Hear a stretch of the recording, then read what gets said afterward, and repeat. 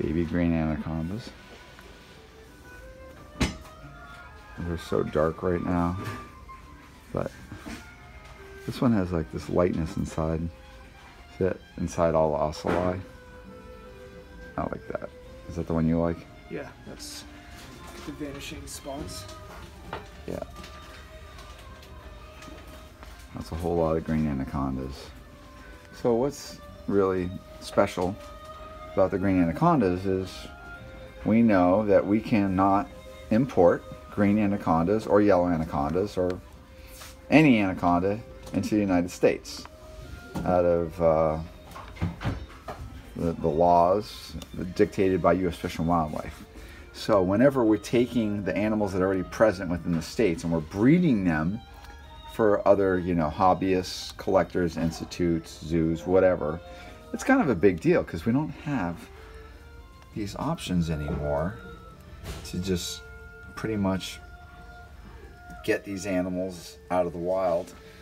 The good side of this is, you know, hopefully we can make enough anacondas to basically provide some of the, you know, serious hobbyists the animals that they want to keep in their collections, and basically somebody who just doesn't really, you know, have much appreciation or doesn't really consider the responsibility of having one of these animals, you know, they're not going to pay the $1,100, $1,200 for captive born animal, you know, second generation animal.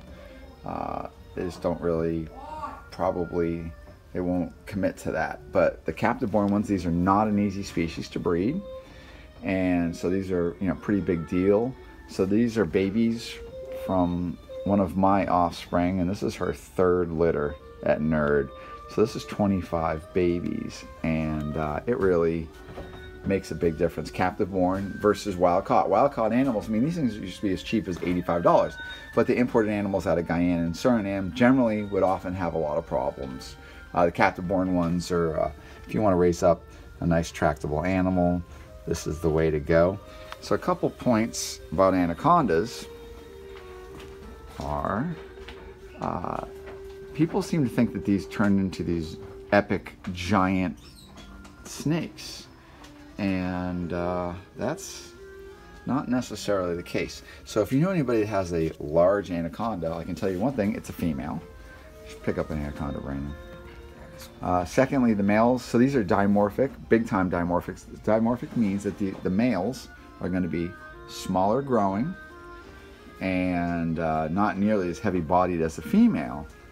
And if you know somebody that has a really big one, first of all, the person that has the really big one put a lot of effort and energy into that. So that's commitment. They've kept it well.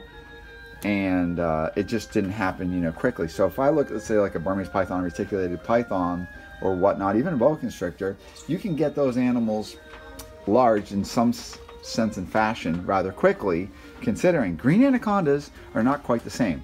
These animals they can be kind of slow growing, and then once they hit like a certain size, let's say like 4 or 5 foot, they can kind of take off. So as you start giving them larger meals with you know, increased frequency of these feedings, then you're going to start getting the growth in these animals that you want to see. But people that are thinking, you know, these animals, you're just going to get one of these things and they're just going to shoot up to 16 feet, that's not remotely the case. So anacondas don't have to get big and giant at all. So people, you know, kind of think that. And the female that had these babies, she is, I don't know, we'll call her 11 feet, if even that. But she's not some giant monster. She's wonderful. And so what's cool about anacondas is once you have a relationship with these guys and they learn to trust you, you can have this wonderfully friendly green anaconda.